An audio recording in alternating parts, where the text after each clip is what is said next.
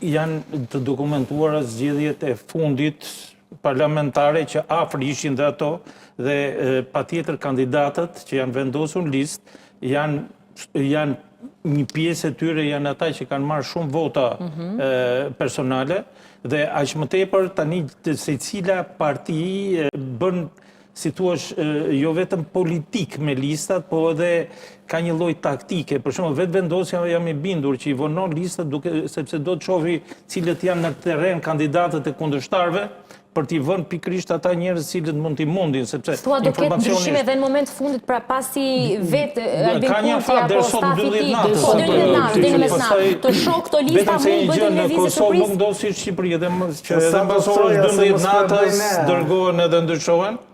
Po them që kjo është loja deri në fund.